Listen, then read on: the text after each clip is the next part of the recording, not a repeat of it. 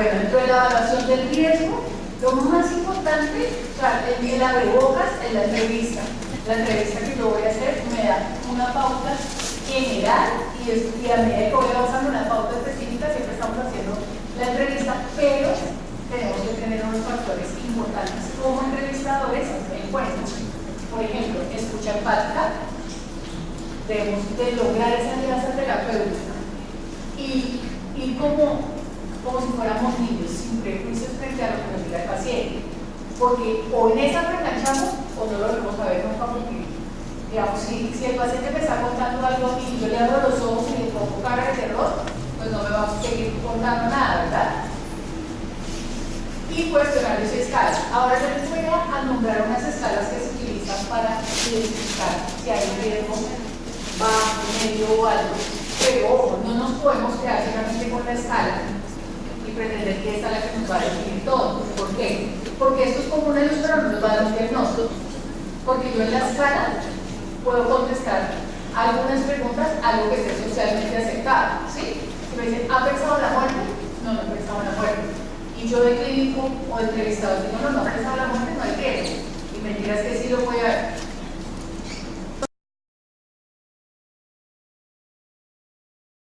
Entonces en las escalas se identifican factores específicos, signos y síntomas que pueden aumentar o disminuir el riesgo. Y nos garantizan la seguridad inmediata del paciente y decidir el lugar más apropiado para su tratamiento. Esta escala me sirve a mí como un predictor, ¿sí?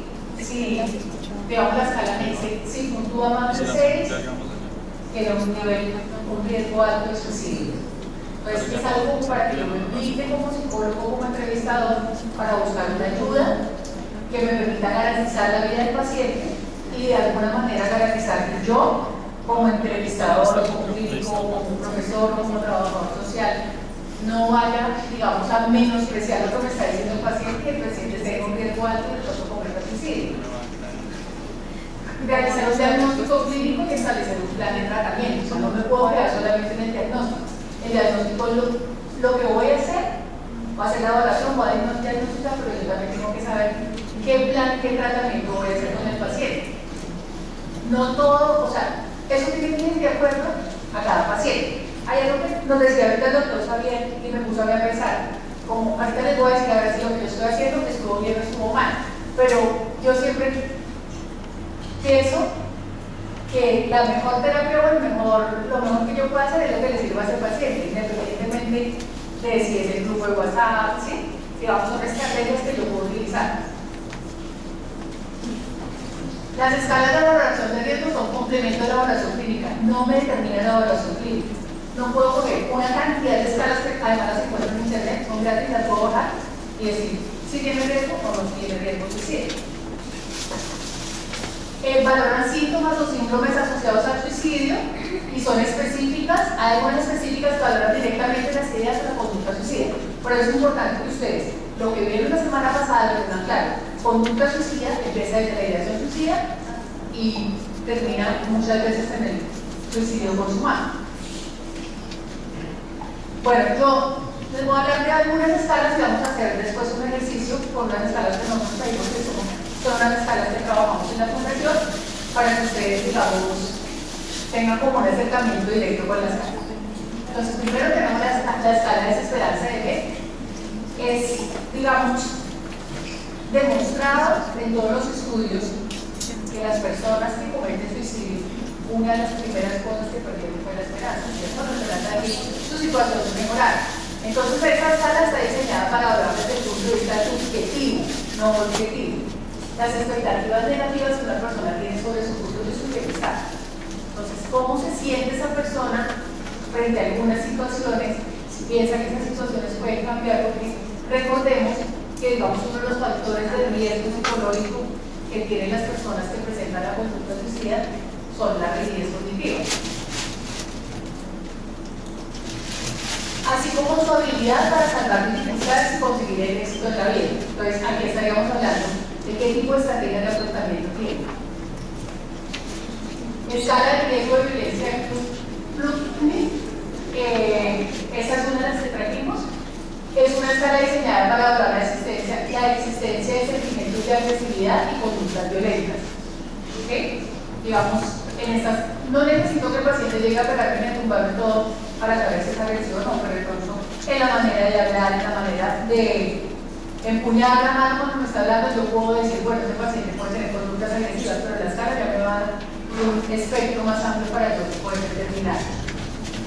Escala de intencionalidad suicida de B. Entonces esta está diseñada para evaluar las características de la tentativa suicida, circunstancias en las que se llevó a cabo, si había aislamiento, preocupaciones, actitud hacia la vida y la muerte, pensamientos y conductas antes, durante y después de la tentativa de suicidio. ¿Sí? Digamos que el fenómeno es tan amplio y el espectro para estudiar es tan amplio que no nos podemos quedar solamente con la idea de la tentativa y el suicidio consumado, sino que hay una serie de etapas por las que puede pasar. Y esta es una buena noticia, porque si logramos enganchar al paciente en una de esas etapas y logramos que sus niveles de desesperanza mejoren y digamos tenga una actitud más positiva hacia la vida, logramos evitar algo trágico.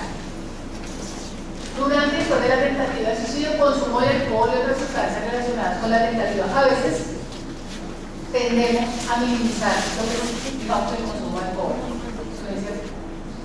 Sí, le gusta, pero por ejemplo, la Organización Mundial de la Salud dice que si uno toma licor más de una vez al año, ya es alcohólico.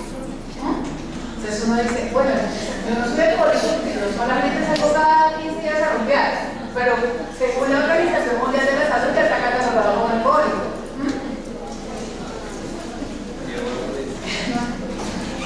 Escala de ideación suicida, que está diseñada para evaluar los pensamientos suicidas, mide la intensidad de los deseos de vivir o morir.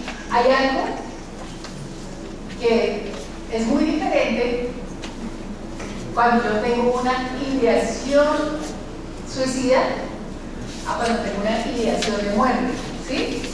Puedo decir, por ejemplo, ¿qué pasará si uno se muere? O, ay, qué rico acostarme y no despertarme jamás. Tengo una ideación de muerte, cuando tengo una ideación suicida. Además, otros elementos que deben de tenerse en cuenta, como la letalidad del método considerado, entonces no hay que tener miedo si dentro de la evaluación detectamos algo y preguntarle, ¿ha pensado en suicidarse? Sí, ¿qué he pensado? Ah, bueno, entonces cuénteme eso. No, ahí tenemos que empezar a preguntar cómo lo haría, ha pensado qué método utilizar, digamos, también quitarnos un poquitico ese miedo. Si este método, si la persona tiene disponibilidad del método, ¿sí? No, yo he pensado, vamos a pegar un tiro. Y el arma como la consigue, no, pues no, eso sí no lo he pensado, bueno. Entonces ya me está dando como un rango de acción para poder intervenir y donde no hay un peligro inminente porque no tiene el acceso al arma letal. Sensación de control sobre la acción y el deseo y la presencia del freno, ya los disuasores. ¿Qué me puede a mí detener a cometer la acción? ¿Sí? Digamos, uno de los factores protectores es tener hijos, pero eso es más aplicable para las mujeres que para los hombres. Entonces debo empezar a investigar qué puedo tener como factor protector para disuadirlo o para comprometerse. Hay algo también que se utiliza, pero digamos, no me garantiza nada, que es el contrato de no suicidio. ¿Sí? Eso me puede dar a mí al mismo control, pero no me garantiza que el paciente no se vaya a suicidar. Entonces está como en entredicho si eso lo debo de hacer. Inventarios de razones para vivir. Entonces, si yo tengo razones para vivir, tengo unos factores protectores en ese momento. Pero si no tengo razones para vivir, digamos, uno de los grupos que son más vulnerables son las personas mayores. ¿Sí? Si digamos, la persona tiene 80 años, los hijos se fueron, nunca los visitan, los nietos ni los conocen, ya no laboralmente en nuestro contexto ya no es funcional. Entonces, digamos, evaluar qué razón puede llevar a esa persona a engancharlo acá.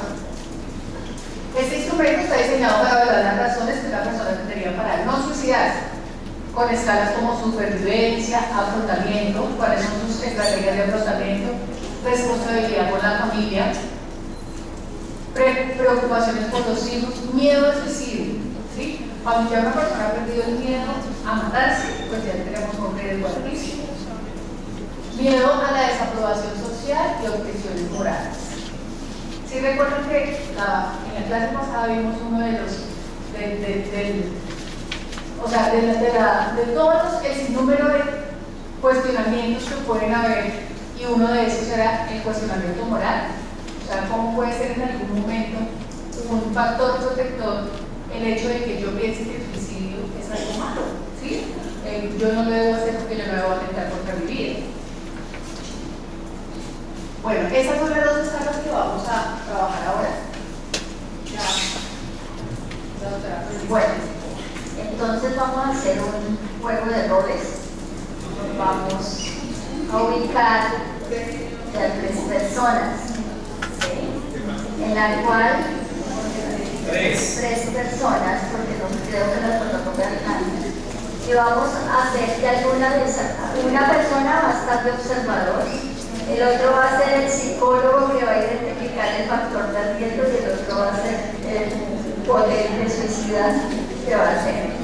Vamos a adoptar un papel de ese suicida, de ese potente suicida, a ver si puede adoptar el papel de que esté en medio en riesgo bajo, o en riesgo medio, o en riesgo alto. Y vamos a mirar la escala y lo vamos a calificar. O sea que el personaje que hace del paciente en riesgo suicida tiene que meterse en el rollo de que sea paciente suicida para que nos dé la escala y